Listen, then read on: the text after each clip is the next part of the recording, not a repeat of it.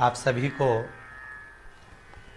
सुंदर शरद पूर्णिमा की बहुत बहुत बधाई हो। बाबा विश्वनाथ की कृपा आप पर सदा बनी रहे। आ गया शरद पूर्णिमा की रात्रि।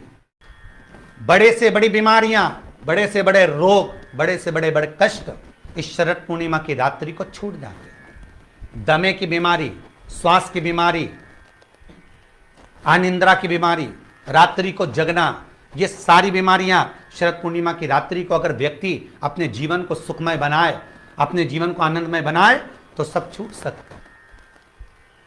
शरद पूर्णिमा की रात्रि को पीपल के पत्ते 5 लेकर उसके ऊपर खीर डालकर रात्रि को खा लेने से महाराज दमे की बीमारी, श्वास की बीमारी रुक जाती है।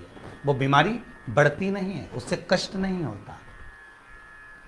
जिन बच्चों के नेत्र कमजोर होते हैं, रोशनी कमजोर होती है, शरद पूर्णिमा के दिन रात्रि को 12 बजे भगवान चंद्रदेव का दर्शन कराइए। 5 से 7 मिनट तक नयन मिलाए चंद्रदेव के साथ और बाद में एक पीपल के पत्ते पर खीर जो चंद्र के नीचे रखी हुई है उसी खीर को चटा दीजिए। फिर चंद्र का दर्शन कराओ, फिर खीर को चटा दीजिए। महाराज नयन की ज्योति बढ़ती है, नींद नहीं आती तो निंद्रा देवी प्रवेश करती है, निंद्रा अच्छी आती है, आनंदित होता है। महाराज जिस व्यक्ति के शरीर में गांठ पड़ जाती हो, शरीर काला पड़ जाता हो, चट्टे पड़ जाते हो या दांत खाज खुजली हो जाता हो, उसके लिए भी शरद पूर्णिमा की रात्रि को 12 बजे महाराज भगवान चंद्रदेव के लिए 21 दिए जलाए जाते हैं। उस 21 दिए की कालोच एक थाली में इकट्ठी करी जाती है। कालोच को इकट्ठी कर कर शरीर में गाय के घी के साथ में जहां जहां जगह पर चट्टे हैं, गांठ है, वहां लगाया जाता है। उसको 5 या 7 दिन लगाइए।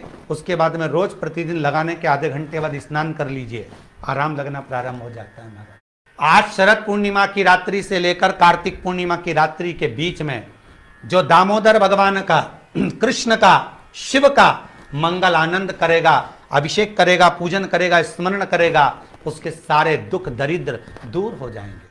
रात्रि को आप बड़े प्रेम से खीर बनाओ, चंद्रदेव की साक्षी में रखो, भोग लगाओ भगवान श्री हरि को।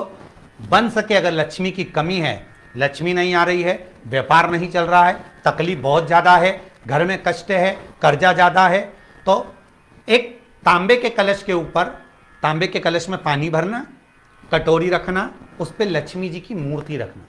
लक्ष्मी जी की मूर्ति नहीं हो तो चांदी का सिक्का रखना। उसके सम्मुख में आप 31 दीपक घी के लंबी बाती के जला देना। महाराज एक एक कमल गट्टा उस 31 दिए के अंदर डाल देना और लक्ष्मी जी का पूजन करना, लक्ष्मी जी का स्मरण करना, खीर का भोग लगाना, पान के पत्ते पर खीर रखना, 5 पत्ते पर खीर का भोग लगाना और माता लक्ष्मी से विनती करना।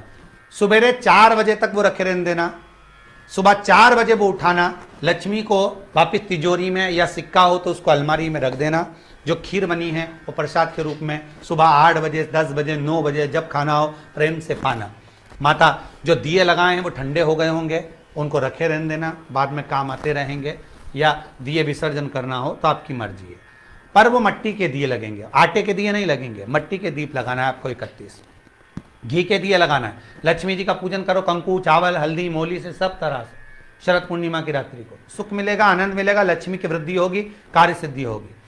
दूसरा क्रम, अगर कार्तिक पूर्णिमा हो, शरद पूर्णिमा हो, ये दोनों पूर्णिमा पर, शरद पूर्णिमा के दिन आप शाम को प्रदोष काल के समय 4:30 बजे से 6 बजे के बीच में 1 लोटा पानी, उसमें 5 बेलपत्र रखकर, 1 कमलगट्टा डालकर भगवान चंद्रेश्वर महादेव के नाम से भगवान शंकर को चढ़ा दीजिए। आपकी जो कामना हो वो कामना कर कर चढ़ाएं, विनती करें चंद्रेश्वर महादेव को और निवेदन करें कि हमारा ये कार्य सफल हो।